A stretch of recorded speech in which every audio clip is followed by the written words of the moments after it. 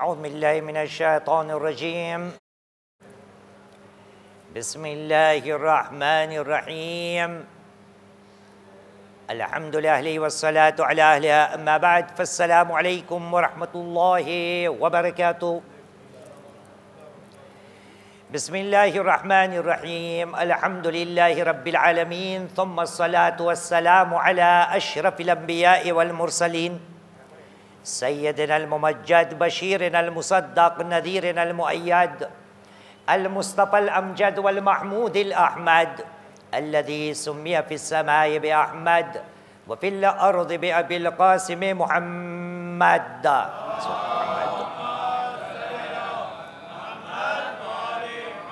व अला आलि बैतिहि अत्तय्यबीन अत्ताहिरीन अल मासूमीन अल्लज़ीना अज़हबल्लाहु अन्हुमुर रिज्स व तह्हरहुम तत्हीरा।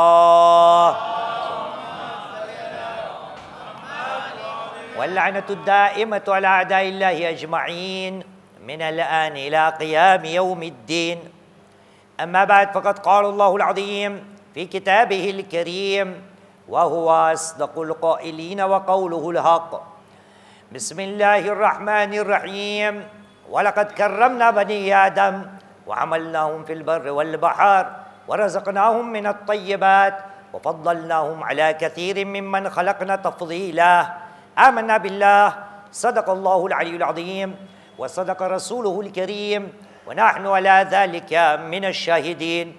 रब्बि इश्रह ली सदरी व यस्सिर ली अमरी वहलुल उक़दतम मिन लिसानी यफ़क़हू क़ौली। सल्लु अला मुहम्मद व आलि मुहम्मद।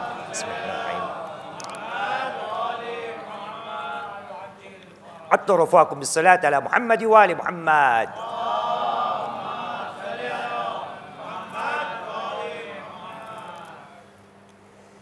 सलाम व दुआ के बाद सबसे पहले मेरी जिम्मेदारी ये बनती है कि मैं आप हज़रात का शुक्रिया अदा करूं कि आपने मुझ नाचीज़ को याद किया इस खिदमत के लिए। बस इतनी दुआ होगी हमारी और आपकी कि इंशाअल्लाह ताला खुदा की बारगाह में ये हमारी छोटी सी खिदमत कबूल के दर्जात के ऊपर फायज़ हो जाए इंशाअल्लाह ताला। इलाही आमीन। सल्लु अला मुहम्मद व आलि मुहम्मद।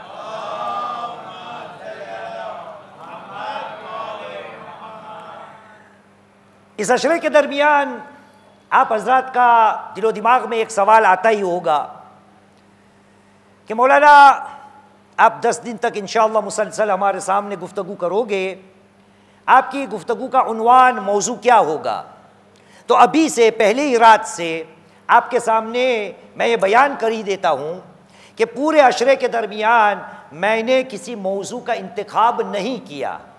इसकी वजह और सबब है इसलिए कि आप देख रहे मौसम बारिश की है और हमें पता है, हमारे पास इतना तो तजुर्बा है कि जो हजरात आज आ सके हो सकता है कल वो ना आए, जो कल आएंगे हो सकता है उसके बाद के दिन में वो ना आए। मतलब क्या हुआ कि अगर हमने एक ही मौजू पे बात छेड़ी तो नतीजा ये होगा कि बीच बीच में कुछ लोगों के लिए ये बात कता हो जाएगी। इसलिए मैंने ये फैसला किया है कि हर रात अलग अलग मौजू पे हम इंशाअल्लाह ताला बात करेंगे और आज एक ऐसे मौजू पे मुझे आपके सामने बात करनी है।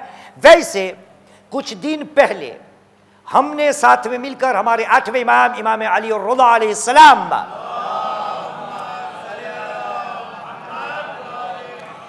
की शहादत को मनाया था। इसलिए आज वहीं से बात को मैं शुरू करूंगा कि हमारे 8वें इमाम की सीरत में एक ऐसी बात हमारे सामने आती है कि जिसके लिए ज़रूरी है कि कौम के अंदर, माशरे के अंदर ये पैगाम पहुंचाया जाए, ये दर्स दिया जाए। क्योंकि आज पूरी दुनिया के अंदर, माशरे के अंदर जितने तबक़ात हैं, गरीबों का तबका, पैसे वालों का तबका, रिश्तेदारों का तबका, बड़े बड़ी क्या कहते हैं फैमिली का तबका, जितने भी हजरात माशरे के अंदर ज़िंदगी को बसर कर रहे हैं, उसमें मैं समझता हूँ कि आज फ़कत हमारे हिंदुस्तान में ही नहीं बल्कि पूरी दुनिया में माशरे का एक ऐसा तबका है कि जिसके ऊपर इतना जुल्म हो रहा है और मुसलमान शायद समझा ही नहीं कि ऐ मुसलमान, ये जो तबका माशरे का है उसका तूने ख्याल कितना रखा। तबके की बात करें इससे पहले हम आप जो भी मजहब का इंसान हो, हम हैं मुसलमान। आइए देखते हैं खुदावंद करीम ने हजरत इंसान को हमारे सामने कैसे पेश किया। कुरान मजीद की एक आयत जो आज की मजलिस का मैंने आपके सामने तिलावत की। परवरदिगार आलम ने सूरह बनी इसराइल, कुरान मजीद का 17 नंबर का सूरा है, चैप्टर 17, और आयत का निशान है 70, चैप्टर 17 वर्स नंबर 70।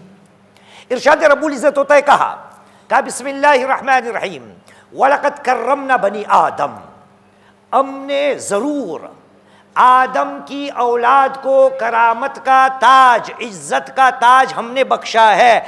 वलक़द कर्रमना बनी आदम व हमलनाहुम फिल बर्र वल बहर, और हमने आदम की औलाद को सैर करवाया। कहाँ पर? खुश्की के ऊपर, ज़मीन के ऊपर, और तरी के ऊपर, दरियाओं में। फिल बर्र वल बहर वरज़क़नाहुम मिनत तय्यबात, हमने आदम की औलाद को हमारी तरफ से अच्छी अच्छी रोज़ी, तय्यबात वाली रोज़ी इनायत की।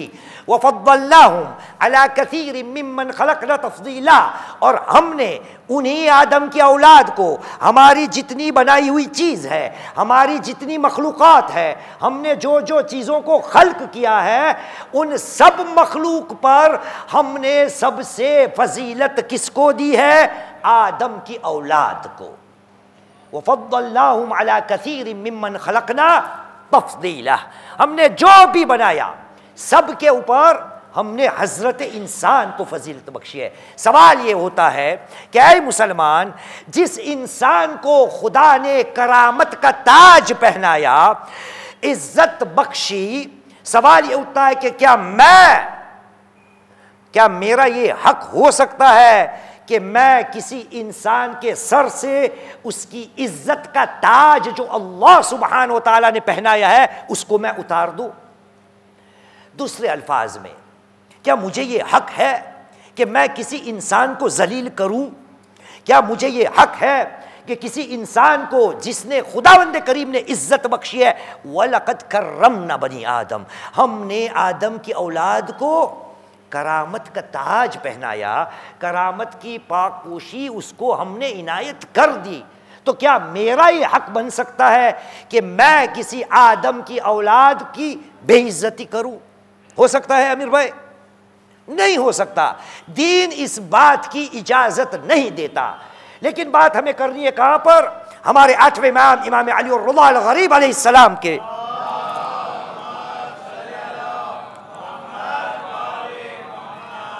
उनकी जिंदगी में अगर नजर की जाए तो उनकी जिंदगी का एक वाकया है।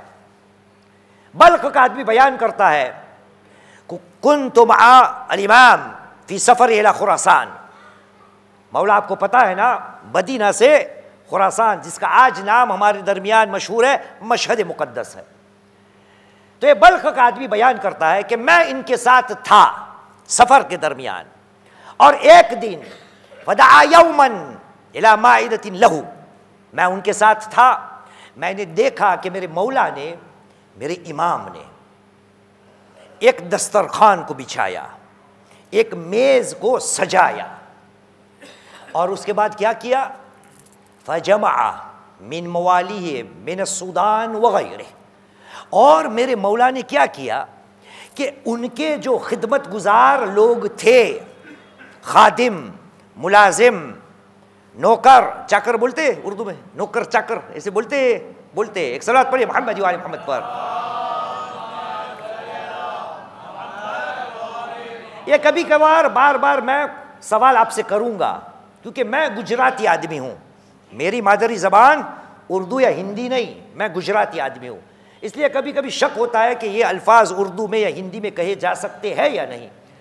तो मैं 8वें इमाम की बात कर रहा था, उन्होंने कहा कि मैंने देखा कि मौला ने दस्तरखान को सजाया और अपने मवाली, खिदमत गुजार मुलाजिमों को जमा किया। मिनस सूदान, उन मुलाजिमों में वो लोग थे कि जो काले चमड़ी वाले थे, काले रंग के वगैरह, और उनके अलावा भी थे। ये कौन लोग थे? मेरे और आपके 8वें इमाम के नौकर चाकर थे, खुद्दाम थे, खिदमत करने वाले थे।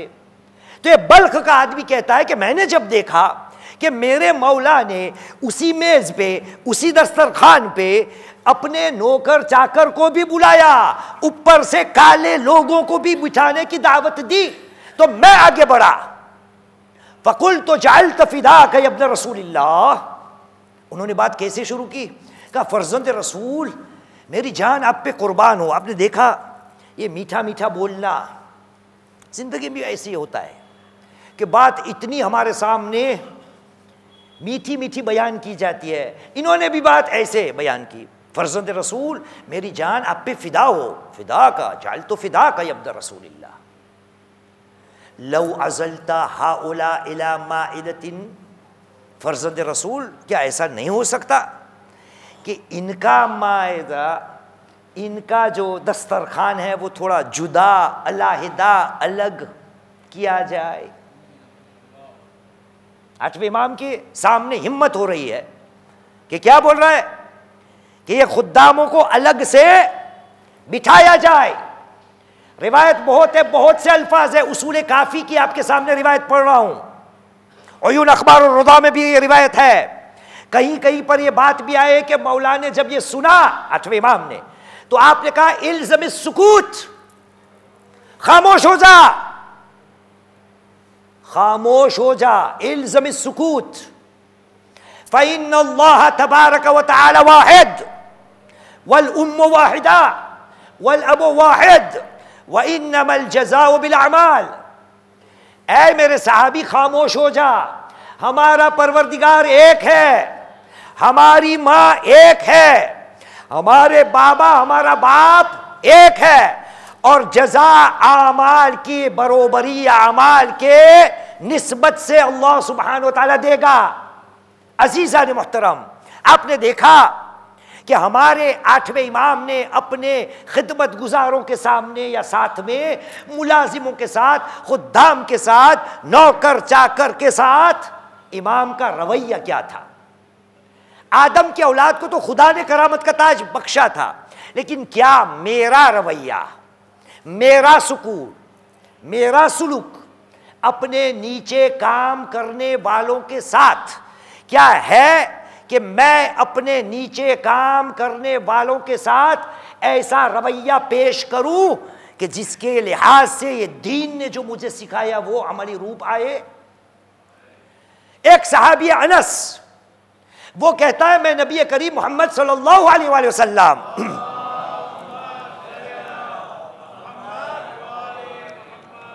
अनस कहता है मैं नबी करीम के साथ 10 साल तक नबी की खिदमत की। कितने साल? 10 साल। अनस कहता है नबी के साथ ये काम करते वक्त लम यकुल रसूलुल्लाह उफ़ुन क़त, इन 10 साल में, 10 साल में अल्लाह के नबी ने कभी भी मेरे सामने उफ नहीं किया। वलम यकुल उफ़िन लिमा सनअतुहु लिमा सनअता, जो भी काम मुझे कहने को नबी ने कहा था, मैंने जब वो काम कर लिया था तब भी नबी ने कभी भी मुझसे पूछा नहीं ऐ अनस ये काम तूने कर लिया। वलम यकुल लिशैइन उफ़्फ़िक़त लम अस्नअहु लिमा लम तस्ना, और कोई भी ऐसी चीज, कोई भी ऐसा काम कि जिसको मैंने अंजाम न दिया हो, तब भी मेरे नबी ने अपने मुंह से कभी उफ नहीं किया और कहा कि अनस ये काम क्यों नहीं किया। आप कहोगे मौलाना तो क्या हम अपने खादिमों को सर पे चढ़ाए, काम न भी करे तो भी कुछ ना बोले? नहीं, बात सुलूक की हो रही है, बात रवैये की हो रही है कि मैंने अपने खुद्दामों को, अपने मुलाजिमों को, आपने देखा मैं जब बात को शुरू किया तो मैंने क्या कहा कि पूरी दुनिया के अंदर माशरों में जो तबका सबसे मजलूम है अगर है तो वो कौन है? वो नौकर हजरात है, वो मुलाजिमीन, मुलाजिमात, खिदमत करने वाले लोग हैं। आपको बहुत कम ऐसे नौकर चाकर मिलेंगे कि जो अपने सेठ, सेठ बोलते हैं उर्दू में, हाँ, जिसके यहाँ काम करते उसकी तारीफ करता हूं। क्यों? क्योंकि मैं मुसलमान हूं, लेकिन इस्लाम ने मुझे जो सिखाया और समझाया है, मुझे शायद पता नहीं कि मुलाजिम जो होता है वो कौन होता है। हम तो अली इब्न अबी तालिब अलैहिस्सलाम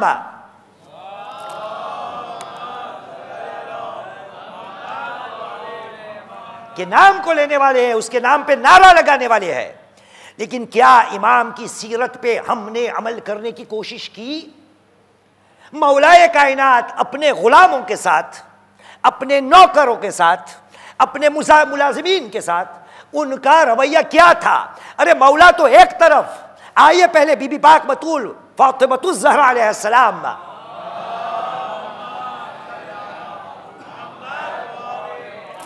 आपने उलमा हज़रात से ज़रूर सुना होगा कि जब इस मुक़द्दस घर में जनाब फ़िद्दा अलैहिस्सलाम को लाया गया ताकि बीबी पाक बतूल अलैहिस्सलाम की मदद की जाए, तो उलमा किराम से आपने सुना होगा कि जनाब फ़िद्दा जब इस मुक़द्दस घर में आई है तो जनाब फ़ातिमा अलैहिस्सलाम ने शर्त रखी थी कि इस बीबी को मैं कबूल करने के लिए तैयार हूं, बशर्त ये कि एक दिन मैं काम करूंगी, एक दिन वो। ये वाला रवैया, ये वाला सलूक आज का मुसलमान कर सकता है? हमने नौकरों को क्या समझा है? जनाबे ज़हरा अलैहिस्सलाम की मिसाल हमने दे दी। आगे निकलते हैं, मौलाए कायनात अली इब्न अबी तालिब अलैहिस्सलाम,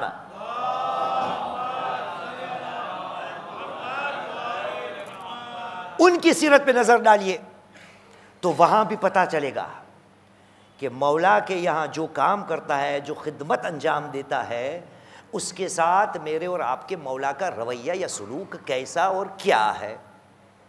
एक दिन का मकाम है, आपने ये भी उलमा हज़रात से सुना होगा कि मौलाए कायनात ने कंबर को कुछ पैसे दिए और कहा, कंबर बाजार में जाओ, एक कमीज मेरे लिए और एक आपके लिए। कंबर नौकर अली अलैहिस्सलाम है, गया बाजार में, वापस आया, मौला के सामने दो पोशाक, दो कमीज पेश किए, कहा मौला ये आपके लिए मैंने चुना और ये मेरे लिए। मौला ने पूछा इसमें फर्क क्या है? कहा मौला ये महंगा है, वो आपके लिए, जो सस्ता था वो मेरे लिए। मौला ने कहा कंबर मैं बूढ़ा हो गया हूं, तू जवान है, ये महंगे वाला कमीज तू रख और सस्ते वाला कमीज मैं रखूंगा। ये क्या है? खादिम के साथ का सुलूक। हमने हमारे माशरे में, हमारे यहां जो नौकरानी काम करती है, जो मुलाजिमा है, उसके साथ क्या ऐसा रवैया मेरा है या नहीं? अल्लाह सुब्हानहू व तआला ने इतनी इज्जत बख्शी थी हजरत इंसान, मैं नौकर के साथ क्या करता हूं? इतनी ऊंची आवाज से बात, इतनी उसकी बेइज्जती, इतनी उसको सबके सामने जलील भी कर लेता हूं, कोई बात नहीं। गुजराती का अल्फाज है, गुजराती में कहवाय इंसान भुलकड़ों से, इंसान भुलकड़ों से, इंसान भूल जाता है कि वो भी इंसान है और सामने उसके यहाँ जो नौकरी कर रहा है, जो खिदमत दे रहा है, वो भी उसी अल्लाह सुब्हानहू व तआला का बंदा है, वो भी अल्लाह सुब्हानहू व तआला की कनीज है। बंदा भूल जाता है कि मैं किसके सामने हूं। ऐ मुसलमान, क्या तूने कभी सोचा कहां कहां तक आठवें इमाम इमाम रुदा अलैहिस्सलाम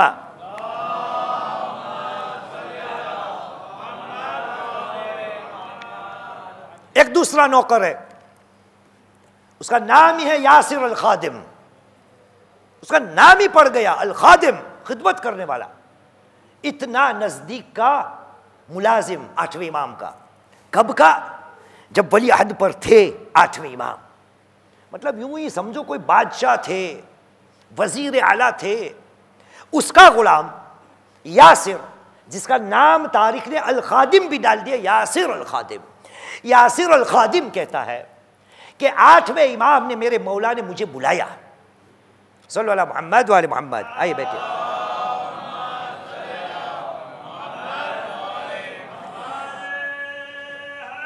या अली,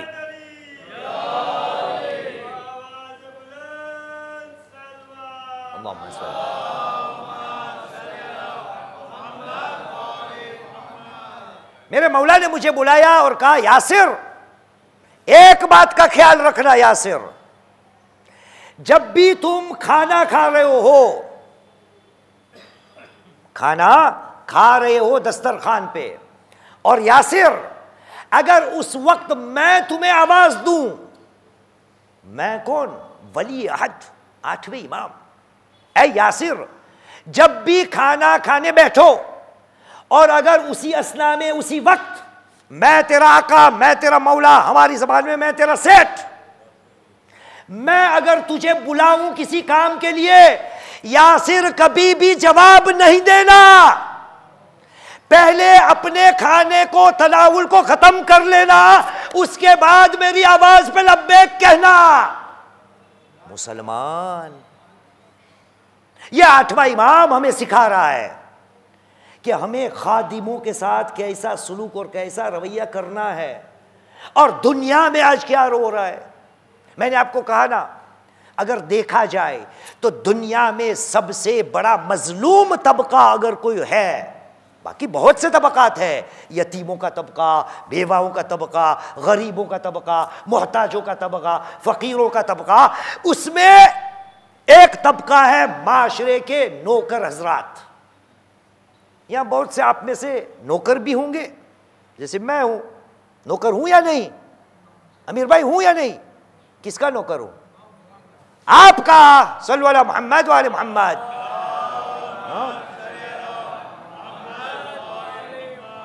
जितने भी हजरात यहां पर है और जो हमें इंशाअल्लाह ताला दूर दूर से सुन रहे हैं, उनमें नौकर का या तबका होगा, और कुछ हजरात ऐसे होंगे कि जिसके यहां नौकर होते हैं, मतलब मालिक का तबका। माशरे के अंदर, ये फकत मुसलमानों की बात नहीं, हर माशरे के, जो भी दीन का हो, हमारे हिंदू भाई हो, हमारे यहूदी भाई हो, हमारे सुन्नी भाई हो, हमारे नसरानी, मजूसी, जो भी अध्ययन दुनिया में है, सबके यहां हो ना हो, सबसे वो माशरा जो सबसे मजलूम है, वो कौन सा है? वो नौकरों का है। उन पे इतना जुल्म किया जाता है। मैं सवाल आपसे पूछता हूं, क्या इनके बारे में अल्लाह सुब्हानहू व तआला मुझसे सवाल नहीं करेगा? नहीं करेगा। अरे हमने कभी सोचा कि अल्लाह सुब्हानहू व तआला ने इतने पैगंबरों को क्यों भेजा, उनके साथ किताबों को क्यों नाजिल की? क्या ऐसा लगता है आपको कि हमारे जितने अंबिया हज़रात अलैहिस्सलाम थे सब नाकाम हो गए, किसी को कामयाबी नहीं मिली? ऐसे तो हो नहीं सकता। मानना पड़ेगा कि नबियों का जो काम था वो उन्होंने किया, हुज्जत तमामे हो गई, लेकिन कामयाब अगर नहीं हुआ तो मैं, कि उन पैगामों को मैंने समझा नहीं, और अगर समझ गया हूं तो अमल करना ही नहीं। अल्लाह सुब्हानहू व तआला ने कुरान में यह बयान कर दिया है। कुरान को खोलिए, परवरदिगार आलम ने सूरह हदीद, कुरान मजीद का 57वां सूरा है, आयत का निशान है 25, चैप्टर 57 वर्स नंबर 25। ऐलान रब्बुल इज्जत हुआ, कहा बिस्मिल्लाहिर्रहमानिर्रहीम, लक़द अरसलना रुसुलना बिल बय्यिनात व अंज़लना मअहुमुल किताब वल मीज़ान लियक़ूमन नासु बिल क़िस्त। बेशक हमने हमारे पैगंबरों को भेजा बिल बय्यिनात, वाज़ह तरीन, रोशन तरीन, खुली हमारी निशानियां, वाज़ह निशानियों के साथ हमने हमारे पैगंबरों को भेजा। लक़द अरसलना रुसुलना बिल बय्यिनात व अंज़लना मअहुमुल किताब वल मीज़ान, और हमने हमारे रसूलों के ऊपर किताब को भी नाजिल किया, तराजू मीज़ान को भी नाजिल किया, ताकि पता लगे हक और बातिल में फ़र्क क्या है। नेकी और बदी में फर्क क्या है, बुराई और अच्छाई में फर्क क्या है। व अंज़लना मअहुमुल किताब वल मीज़ान, पैगंबरों को भेजा, किताब भी नाजिल की, मीज़ान भी नाजिल की। क्यों? जवाब आया लियक़ूमन नासु बिल क़िस्त, ताकि इंसानियत पूरी आपस में अदलो इंसाफ व क़िस्त को कायम करे। नबी आए थे कि ताकि कोई बंदा किसी बंदे पे जुल्म न करे। अब देखा हमने, जब वो आयत पढ़ी तो एक आदत सी हो गई है। अब देखिएगा, अभी हम गुजराती में कहे दूध नु दूध, पानी नु पानी। मिनहाज भाई आपकी बारी है आज। देखिएगा क्या होता है, सुनिएगा। इंसान अशरफुल, बोलो बोलो आवाज से, आपने देखा क्या बोला? इंसान अशरफुल मखलूकात है। गलत। किसने कहा इंसान अशरफुल मखलूकात है? तो फिर फिरौन को कहां डालोगे, नमरूद को कहां डालोगे? हाँ, कहां डालोगे? कारून को कहां डालोगे? यजीद को कहां डालोगे? ये सब अशरफुल मखलूकात नहीं। इंसान में अशरफुल मखलूकात होने की सलाहियत है, वरना तारीख के अंदर इतने जालिमीन जो गुजरे हैं वो सब अशरफुल मखलूकात। आपका जवाब है नहीं। इसी के अंदर मेरा भी शुमार हो सकता है कि मैं जब अपने नौकर चाकर खुद्दाम मुलाजिमीन के ऊपर जुल्म करता हूं तो फिर मेरे अंदर और इन जालिमों के अंदर फर्क क्या रह गया? अगर मुझे अशरफुल मखलूकात बनना है तो खुदा ने बता दिया कि हमने अंबिया हजरात को इसलिए भेजा था ताकि इंसानियत के दरमियान अदलो इंसाफ को कायम किया जाए। ले यक़ूमन नासु बिल क़िस्त। यहाँ का बानी मजलिस कौन है? क्योंकि आधा घंटा हो गया, कितना पढ़ने का? 1 घंटा, 1.5 घंटा, पौना 2 घंटा? कौन है यहाँ? बॉस कौन है आप में से? आप इश्तिहार में 1 घंटा है। चलो 1 घंटे के अंदर खत्म करना पड़ेगा, वरना जुल्म हो जाएगा। एक सलात पढ़े मोहम्मद वाले मोहम्मद पर। ऐ मुसलमान याद रखना, ये माशरे का जो तबका है, शायद तुझे पता नहीं कि इनका मर्तबा अल्लाह सुब्हानहू व तआला के पास क्या है। तू तो भूल जाता है ना कि तेरे सामने जो खड़ा है वो तेरे जैसा ही इंसान है, वो भी अल्लाह की मखलूक है, उसको भी अल्लाह सुब्हानहू व तआला ने करामत का ताज पहनाया है। अब देखिए, बात आगे बढ़ाते हैं। ये सब जो है हमारे यहाँ मुलाजिमीन के साथ मेरा सुलूक क्या होता है? आपको पता है हमारे चौथे इमाम, इमाम ज़ैनुल आबिदीन सैयदुस साजिदीन अलैहिस्सलाम,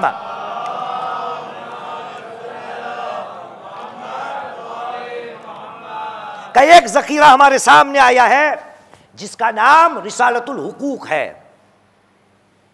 होगी वो किताब, यहां पर भी मिलती होगी, हर जगह गली गली मिलती होगी, जिसमें मौला ने 50 से ज्यादा, 51 एग्जैक्टली 50 से ज्यादा हक़ों को बयान किया है। इनका हक क्या है? क्या कभी मैंने अपनी जिंदगी में ये अपने आप से पूछा कि मैं मालिक होते हुए और सामने वाला, नहीं उल्टी मिसाल, तू मालिक होने वाला और मैं खादिम होने वाला, क्या हमने साथ में मिलकर कभी ये सोचा कि हमारा आपस में एक दूसरे पे हक क्या है? चौथे इमाम ने ये हक हमारे सामने क्यों पेश किया? क्यों? कभी हमने पढ़ा है? कभी हमने सुना है? ये माशरे का वो तबका है। आज पहली ही मजलिस से मैं आपको आगाह कर देता हूं कि ऐ मुसलमान, गुजराती में कहते हैं ज्यारथी जाएगा त्यारथी सवार। आज अपनी आंखों को खोल डाल।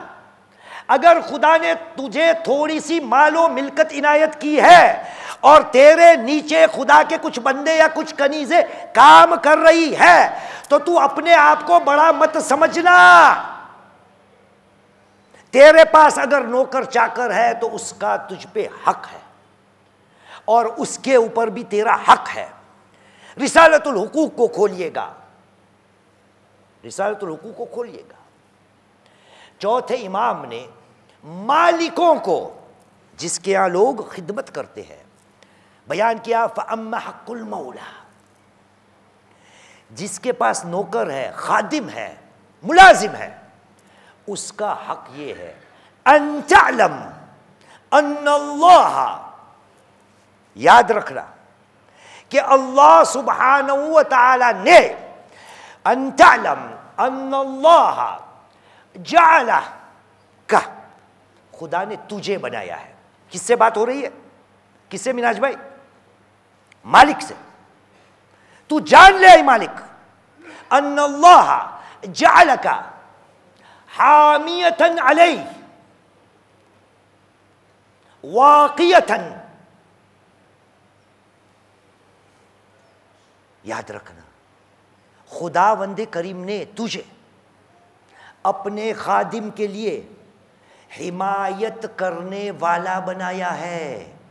हामियतन अलैहि, तेरे पास जो खादिम है उसकी हिमायत तेरी जिम्मेदारी है। वाक़ियतन, और उससे बचाना, उसकी हिफाजत करना, ऐ मालिक ये भी तेरी जिम्मेदारी है। व नासरन, ऐ मालिक, चौथे इमाम के अल्फाज है, व नासरन, तेरी ये भी जिम्मेदारी है कि तू अपने खादिम का नासिर हो, मदद करने वाला हो, न कि पैरों से, लात तो बहुत कम है, कुचलने वाला हो। वअलम अन्नल्लाह, मैं पूछता हूं ऐ खुदा के बंदे, ये बातें हो रही है नौकर चाकर की, मालिक की, उसमें अल्लाह क्यों घुस आया? अल्लाह आ गया ना बीच में। फरजंद रसूल ने कहा वअन तअलम अन्नल्लाह, जान ले अल्लाह सुब्हानहू व तआला जअलका, तुझे बनाया है, हामियतन अलैहि, तेरी जिम्मेदारी है कि अपनी खादिम की हिमायत कर। वाक़ियतन, वाक़िया विकायत समझते हो? विकायत तक़वा में से आता है, उसकी हिफाजत करना तेरी जिम्मेदारी है। वो नासरन व माक़लन, उसको संभाले हुए रखना भी तेरी जिम्मेदारी है। ऐसे क्या मैंने अपने नौकर को देखा है कि उसकी हिमायत करना मेरी जिम्मेदारी, उसकी हिफाजत करना मेरी जिम्मेदारी, उसकी मदद करना मेरी जिम्मेदारी। माक़लन, उसको बांध के रखना, मतलब रस्सी में नहीं, संभाल के रखना। ये संभालने की बात आई, मैं आपको एक वाकया बयान कर देता हूं। एक सलात पढ़िए मोहम्मद वाले मोहम्मद पर।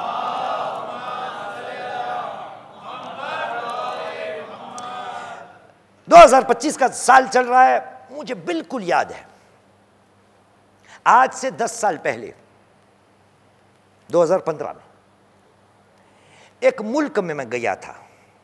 अब मुल्क का नाम लेना थोड़ा मुनासिब नहीं कि कोई आके मुझे मारेगा कि तूने मेरे मुल्क की बेइज्जती की, लेकिन मुल्क, दुनिया के तमाम ममालिक, हर जगह यही रोना है, खादिमों का, मुलाजिमों का, दोनों तरफ से रोते हैं।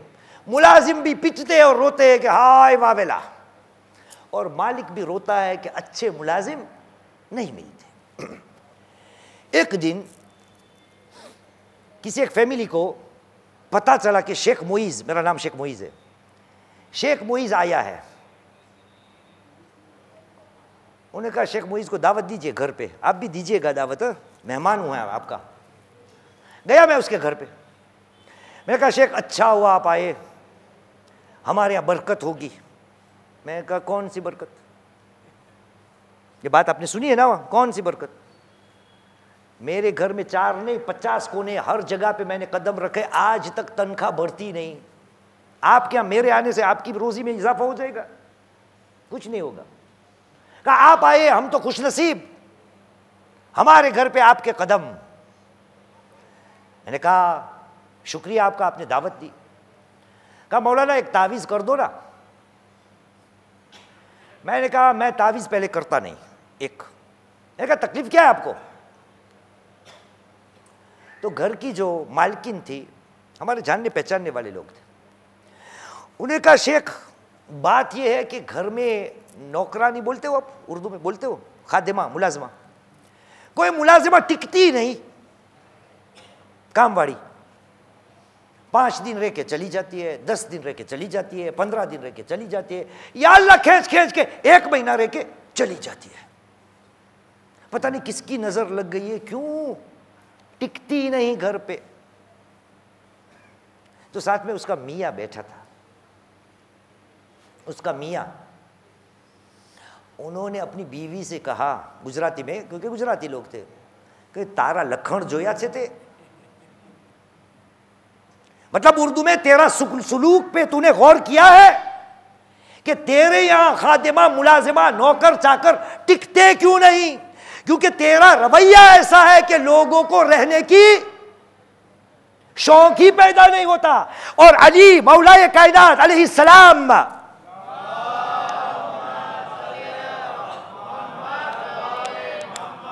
हिजरत अव्वल हबशा का बादशाह, उनके बेटे का बेटा जब वहां पे पड़ा हुआ हबशा में, तो मौलाए कायनात के यहां हबशा के बादशाह का पोता खिदमत के लिए आया था।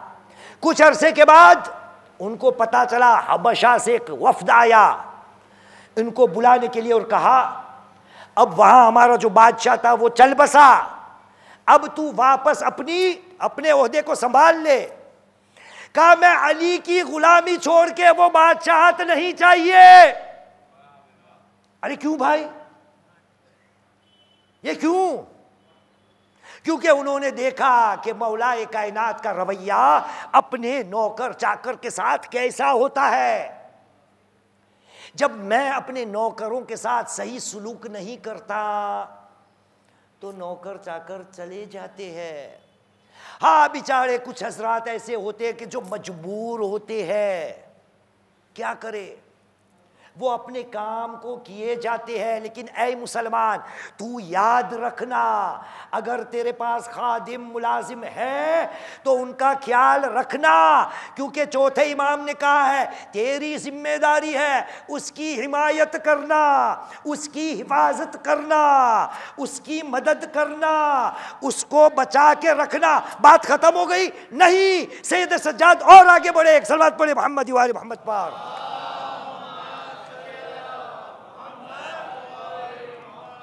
का ये सब जान ले और उसके बाद ये भी जान ले, वजअलहु लका, खुदा ने तुझे ये जिम्मेदारी दी है और तेरे यहां जो काम करता है ना, वजअलहु लका, और खुदावंद करीम ने तेरे लिए, तेरे फायदे के लिए, तेरे मुनाफे के लिए, वजअलहु लका वसीलतन वसबबन बैनका व बैनह, अल्लाह सुब्हानहू व तआला ने इस नौकर को तेरे लिए, खुदा और तेरे दरमियान एक वसीला और एक सबब चुना है। आज जो भी तू है, खुदा का ये नौकर जो है ना, ये एक वसीला है, ये एक सबब है। ऐ मुसलमान, 8वें इमाम को जब याद कर, बहुत से वाक़यात है इमामों के। खाने के वक्त देख लीजिए, जब खाने का वक्त आता है, हमारे अब यही होता है, अच्छा अच्छा खाना जब घर में पकता है तो नौकरों को कौन सा मिलता है? बचा हुआ हो तो बहुत अच्छी बात है। अपनी गुजराती में कहते हैं वासी खावानू, बासी जिसको कहते हैं। 1 दिन रखो, 2 दिन रखो, 3 दिन रखो, फ्रिज के अंदर खाना सड़ता हो, जब घर में कोई खाने वाला ना हो तो मुलाजिमा को बुलाओ, ये घर पे ले जाओ। ऐ मुसलमान, क्या वो कम खुदा का बंदा है और तू बुलंद? मेरे आपके दूसरे इमाम, इमाम हसन मुश्तबा अलैहिस्सलाम,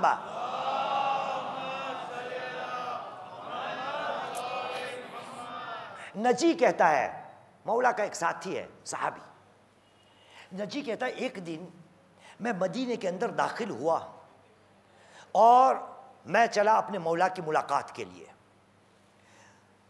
मेरे मौला की घर की गली के बाजू में जब आया ना, तो मैंने देखा मेरा मौला अपने घर के बाजू में दहलीज पर रोटियां खा रहे हैं। एक गली के अंदर से मैंने देखा कि मेरे मौला खाना खा रहे हैं, लेकिन खाने का अंदाज ऐसा था कि जब मैं बाजू में गया तो देखा कि मौला रोटी के टुकड़े करते हैं, एक टुकड़ा अपने मुंह में डालते हैं, दूसरा टुकड़ा फेंकते हैं। मैंने कहा ये क्या हुआ? रोटी के टुकड़े करने के बाद कुछ टुकड़े मौला तनावुल फरमाते हैं और कुछ टुकड़े फेंकते हैं। मैं और नजदीक गया, मैंने क्या देखा कि मेरा मौला एक रोटी का टुकड़ा अपने मुंह में डाल रहा है, एक रोटी का टुकड़ा सामने नजीसुल ऐन कुत्ता था, कुत्ता, उसको दे रहे थे। मैं बाजू में गया, मैंने कहा मौला अगर आप चाहते हो और ये जानवर अगर आपको तंग करता है तो मैं पत्थर मार मार के उसको हटा दूं। क्या आप खाना खा रहे हैं और बाजू में कुत्ता खड़ा है? इमाम ने कहा नजी हरगिज नहीं, मैं इसको इसलिए खिला रहा हूं कि मुझे अपने परवरदिगार से शर्म आती है कि मैं खाना खाऊं और खुदा की कोई मखलूक जी रूह, कि जिसके अंदर खुदा ने रूह डाली है, वो मुझे खाते हुए देखता हो। ऐ खुदा के बंदे, मेरे और आपके इमाम ने हमको क्या सबक दिया कि जानवर भी सामने खड़ा हो तो उसको खाना दिया जाता है। मैं आपसे पूछता हूं, नौकर चाकर खादिम मुलाजिमों के साथ क्या ऐसा मैं करता हूं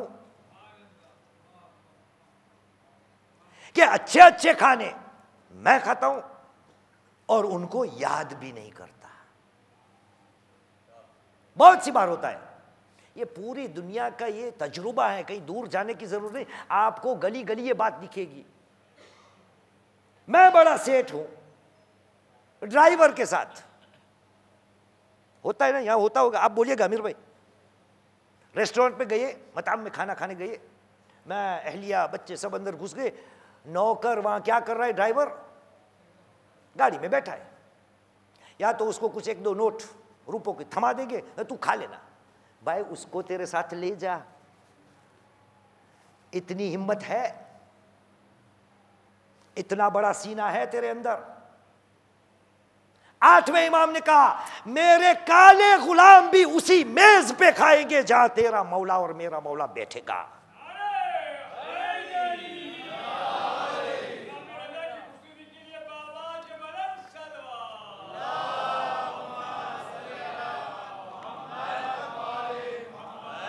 अजीज़ान मोहतरम, ये तबका आज से हम उठ जाए कि इसके लिए हमें खुदा की बारगाह में जवाब देना पड़ेगा। मैंने अपने नौकरों के साथ क्या रवैया रखा है और मेरा सलूक क्या है। हमने आपके सामने नबी की सीरत बयान की। करबला में क्या कोई नौकर नहीं था? जॉन गुलाम था ना? कैसे हुसैन मजलूम ने उसको गले से लगाया और मैदान की तरफ जाने दिया। गुलाम था, अब्द, ममलूक। गुलामों के साथ चौथे इमाम ईद के दिन आपने सुना होगा, मौला हाजिर होते थे ईद के दिन और गुलामों के सामने। हमने कभी अपने गुलामों का शुक्रिया अदा किया? आपको पता है, मैंने आपको कहा था ना, इंसान बुलकड़ों से, मेरे जैसा सेठ जो होता है वो क्या करता है, अगर उसकी जिंदगी में 400 दफा अगर किसी मुलाजिम से काम कराना पड़ा तो 400 दफा काम कराते हुए उसको 10-20 दफा उन्होंने शुक्रिया अदा किया। उसको यही याद है कि मैंने थैंक यू बोला था, मैंने शुक्रिया बोला था।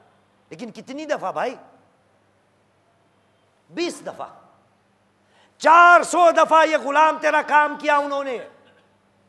तू याद करता है, रखता है कि आज जो भी तू है, खुदा ने इस नौकर को तेरे और अल्लाह के बीच में वसीला करार दिया है, सबब करार दिया है।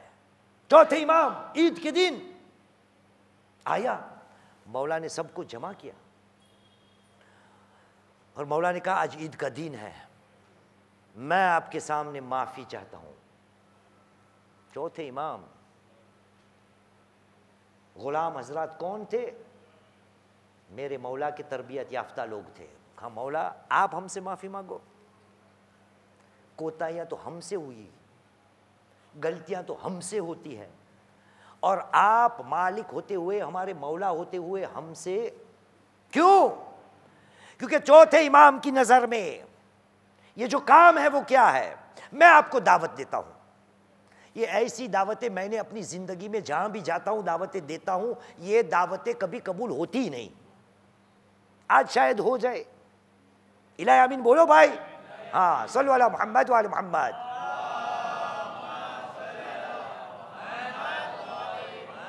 सहीफतुस सज्जादिया को खोलना, उसमें एक दुआ है 29 नंबर की, दुआ नंबर 38। देखिएगा मौलाए कायनात, मौला चौथे इमाम क्या दुआ कर रहे हैं। ये दुआएं हमारे पास जो आई है वो पढ़ने के लिए नहीं, वो हमारी जिंदगी को बेहतर से बेहतर बनाने के लिए आई है। इस दुआ में मौला ने क्या कहा अल्लाहुम्मा इन्नी अअतज़िरु इलैका मिन हक़्क़ि मज़लूमिन ज़ुलिमा बिहज़रति फलम अंसुरहु। खुदाया मैं तेरी बारगाह में उस बात की माज़रत चाहता हूं, माफी चाहता हूं कि मेरे सामने किसी के ऊपर जुल्म हुआ और मैंने उस मजलूम की मदद नहीं की। नौकरों पे मजलूमों, नौकरों पे जब जुल्म होता है तो मैं आगे खड़ा होता हूं। वमिन मारूफिन उसदिया इलैया फलम अशकुरहु। खुदाया उसकी भी मैं माफ़ी चाहता हूँ कि मेरे साथ कई लोगों ने मारूफ नेकी का काम किया लेकिन मैंने कभी उनको शुक्रिया नहीं कहा। ये कौन है? नौकर। वमिन मुसीइन इअतज़रा इलैया फलम अअज़िरहु। खुदाया मैं उस बात की भी तेरी बारगाह में माफ़ी चाहता हूँ कि किसी ने मेरे साथ बुराई की और बुराई करने के बाद वो मेरे पास माफ़ी तलब करने के लिए आया, फिर भी मैंने माफ़ नहीं किया। ये कौन करता है? ये नौकर की ज़िंदगी में बहुत आता है कि उनसे गलती हो जाती है तो वो मालिक से माफ़ी चाहता है, लेकिन मैं इतनी तनख्वाह कटेगी, तुझे निकाल दूंगा, तुझे छोड़ दूंगा। उसके बाद है वमिन कुल्li ज़ी फ़ाक़तिन। फाके वाले हजरात मेरे सामने आए, फलम उसिरहु, तो मैंने अपना खाना उनको नहीं दिया। ये क्या है? अहले बैत अलैहिमुस्सलाम के सुलूक है, हमारे लिए रवैये है, ताकि मैं अपनी जिंदगी में इस्लाह लाऊं। ये वो माशरे का तबका है कि जिसके लिए मुझे सोचना पड़ेगा कि मेरे दीन ने मुझे क्या सिखाया है। क्या ऐसा तो नहीं कि इसके साथ मैं जुल्म पे नाइंसाफ़ी किए जा रहा हूँ और मुझे इस बात का ख्याल भी नहीं कि उसका मेरे सर पे कोई ना कोई हक है।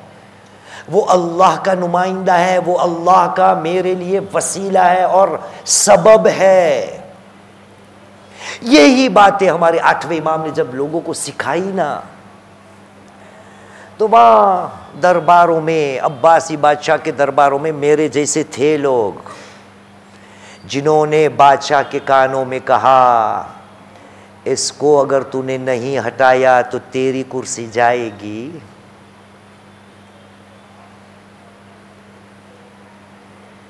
वो वक्त आ गया कि 8वें इमाम को जहर दिया गया। अबू सल्त बयान करता है कि मौला को दरबार में जब बुलाया गया तो मैं वहां पर था। मौला के सामने अंगूर पेश किए गए, मैं था, मैंने देखा कि जब जालिम बादशाह ने इसरार किया तो मेरे मौला ने अपने मुबारक दस्त को अंगूर की तरफ चलाया। अंगूर को लेने के बाद मौला ने अपने मुंह में डालना चाहा तो मुंह में से एक जुमला निकला, इन्ना लिल्लाहि व इन्ना इलैहि राजिऊन। अरे मुसलमान, खाने के वक्त दीन ने, इस्लाम ने बिस्मिल्लाह सिखाई है ना। लेकिन अबू सल्त कहता है मैंने क्या सुना कि मेरे आका ने इन्ना लिल्लाह पढ़ा। अज़ादारो, 8वें इमाम इस जहर के असर से दुनिया से चल बसे। आपको पता है ना 8वें इमाम के कई लक़ब है, उसमें एक लक़ब है गरीबुल गुरबा। ये हमारे 8वें इमाम का लक़ब गरीब क्यों है? आज मशहद में जाओ, खुदा सबको ज़ियारत नसीब करे इंशाअल्लाह ताला। इतनी शान व शौकत है मौला के मज़ार की, लेकिन मौला गरीब इसलिए है कि अहले बैत के ख़ानदान का वो अकेला फ़र्द है जो वहाँ है। अर्दतूस पे अगर कोई दफनाया हुआ है तो वो हमारे 8वें इमाम है। अज़ादारों, 8वें इमाम की शहादत के वक्त आयतुल्लाह वहीद खुरासानी एक रिवायत को नकल करते हैं। खुदा हमारे तमाम मराजिईन को हिफ्ज़ अमान में रखे।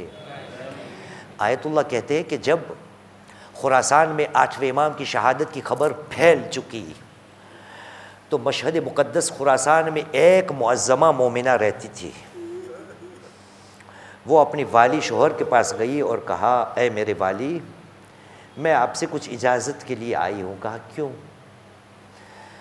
कहा मेरे आका मौला की शहादत हो चुकी है, 8वें इमाम चल बसे, लेकिन मुझे इतना ख्याल है कि इसी 8वें इमाम की एक बहन थी फातिमा मासूमा क़ौम, वो मदीना से निकली थी अपनी भाई की ज़ियारत के लिए, लेकिन क़ज़ा ने मोहलत न दी, बहन की मुलाकात भाई से न हो सकी।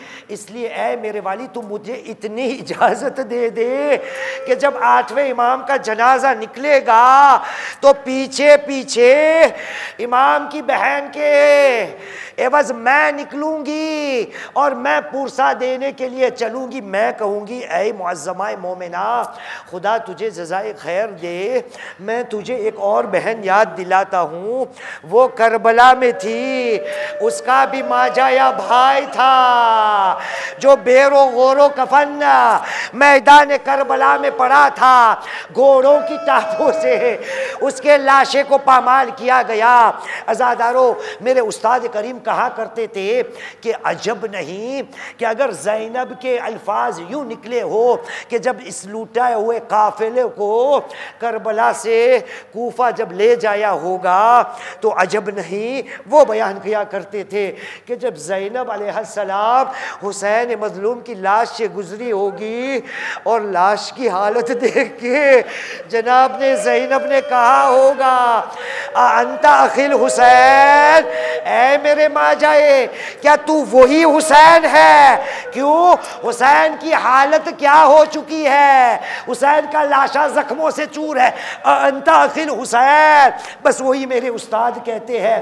लेकिन एक दफ़ा वो भी शायद आया होगा जब यही लूटी हुई बहन कूफा से शाम, अरे शाम के कैद खाने से जब रिहा होकर वापस अपने भाई की लहद पे आई होगी तो अजब नहीं कि लहदे हुसैन से आवाज आई हो और कहा हो, आंटी उख्ती ज़ैनब, ऐ बहन ज़ैनब, क्या तू ही मेरी बहन ज़ैनब है? अरे मैं क्या देख रहा हूँ, हुसैन देख रहा है, मेरी बहन शहीद हो गई, मेरी बहन की कब्र झुक। अला लअनतुल्लाहि अला क़ौमिज़ ज़ालिमीन वसयअलमुल्लज़ीना ज़लमू अय्य मुनक़लिबिन यन्क़लिबून। इन्ना लिल्लाहि व इन्ना इलैहि राजिऊन, रज़न बिक़ज़ाइहि व तस्लीमन लिअम्रिहि।